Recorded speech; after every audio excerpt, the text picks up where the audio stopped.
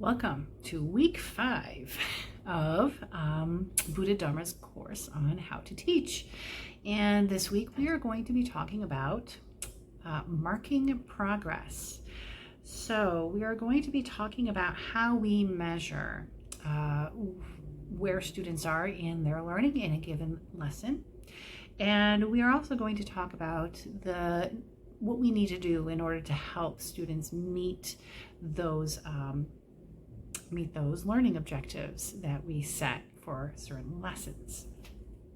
One of the things that you are being asked to consider for this week is something called differentiated instruction. So I wanted to clarify that differentiated instruction doesn't really have much connection to learning styles. So that's a common misconception or a misconception that teachers have, is that a learning style is what differentiated instruction is about, and it's really not that. Differentiated instruction has to do with giving students who might have learning disabilities, who may be neurodivergent, who may have physical differences, it has more to do with accommodating those needs over, addressing a learning style. So they don't really have anything to do with each other at all. Differentiated instruction takes into account an individual student's needs. So it could be things like I mentioned, a learning disability, things like neurodivergences, like being on the autism spectrum, ADD, ADHD, English as a second language, etc. So, in the interest of making the Dharma accessible to all, and in public schools, making information accessible to all, it is really important to make sure that we are being considerate of an individual's needs. As priests, it is really important that we honor the Buddha's teachings about meeting students where they are. It is really the compassionate way to go. Our teachings are supposed to be accessible to anybody who seeks the teachings. So it's important that we are aware that some of the people who walk through our doors into our learning spaces have these different needs. Most accommodations are really made very easily with small little adjustments. They're not a big deal, but sometimes they get overlooked because we don't take the time to get to know our students and what their needs might be. So I've got, in a public school setting, I get students with all sorts of varying needs. I get students with ADD, ADHD, students who are on the autism spectrum, and varying levels of performance levels within the autism spectrum. I get students who are, who have cochlear implants. I mentioned a student before. So, we teach them all, and I gladly do. So, one of the considerations I made during COVID, during COVID teaching, once we were, no longer completely online and we were able to be in person, but we had to be masked. I had my student who has the cochlear implant and really relies heavily on lip reading in order to be able to understand instruction and information. I never thought of it. I never thought, oh, he's going to need this thing, until I saw an article online that talked about students with auditory processing issues who are having a hard time in school when teachers wore a full mask. And they talked about how there are masks with a clear window available. And gosh darn it, I wasn't going to let this kid be left in the dust. And I went on Amazon, because Amazon has everything. And I bought a bunch of masks with the windows, with the window over the front. And it meant a lot to him, to be honest. There were not many teachers. I was very surprised that there were not a lot of teachers who considered that need. And he approached me and said, "You're one of the only teachers who's doing this for me." And it meant a lot to him. because it made a big difference in his ability to understand what was happening. So these are the kinds of things that we're talking about when we're talking about differentiated instruction. They can be things like offering some people extended time to consider their answer to a question. It can include things like, if you're talking about public education, having a student go into a testing center so that they have extended time in a quiet location and questions read to them, etc. So in the context of public education, these are the kinds of things that we're talking about. In public schools, teachers we get a little bit of an advantage over priests because we have a system in place where some students get evaluated and they come into our classrooms with IEPs and 504s, which basically are documentation that tells teachers what types of accommodations, what types of different instruction a student might need. And it could be something like preferential seating. I have a student who has, another student who has issues with dexterity. So he needs to be able to type out all his answers because holding a pencil alone is a challenge for him. So he gets to type out his answers. So we have these advantages as public school teachers because we get this documentation and someone else does it for us. Now as priests, it's a little bit trickier. So what are we going to rely on to provide this differentiated instruction, these accommodations that people might need? This goes back to that questionnaire that we filled out at the beginning of this course. It's that process of getting to know our students, the people who are in our learning groups, that are really going to be key here in helping us understand what each person's individual needs are going to be. For example, I know that my guiding teacher who leads meditation groups, because of the connections that he's established with the people who participate in those groups, he understands that there are some people who just physically are unable to, for various reasons, are unable to sit. They're physically unable to just sit still for 5 minutes to meditate. So his accommodation for them is to allow them to do walking meditation, to do crafting meditation. He accommodates their needs because those people felt safe coming to him and talking to him about what it is that they need, what their challenges are.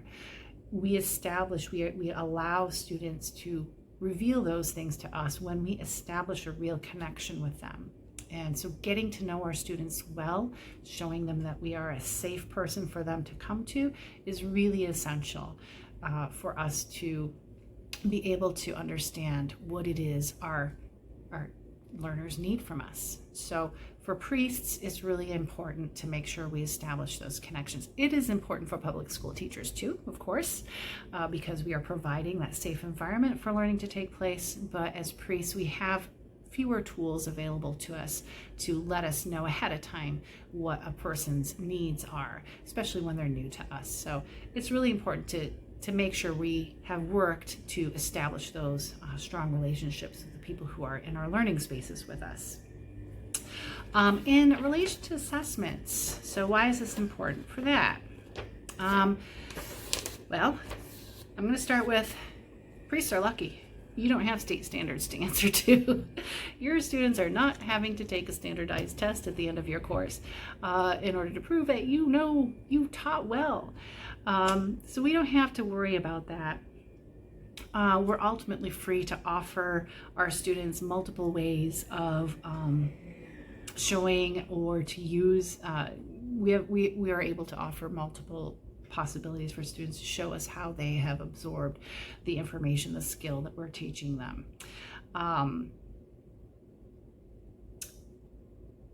To show us that they've met their learning objectives.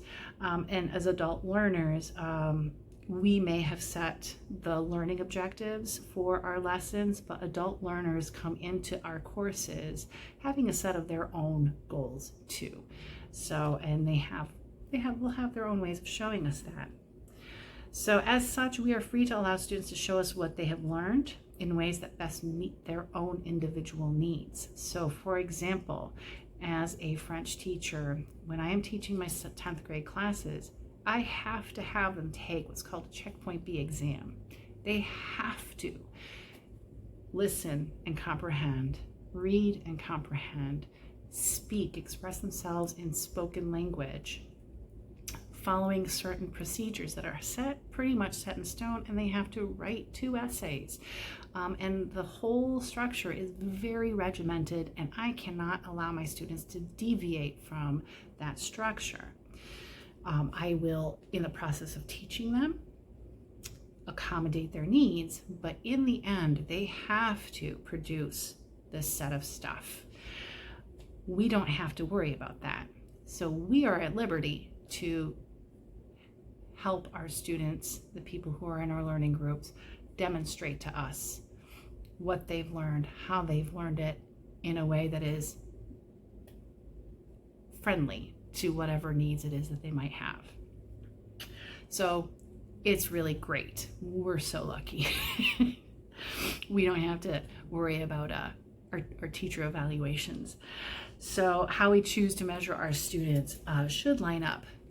We have that luxury, so it should really line up with what the individual needs are of the people who are in our learning spaces.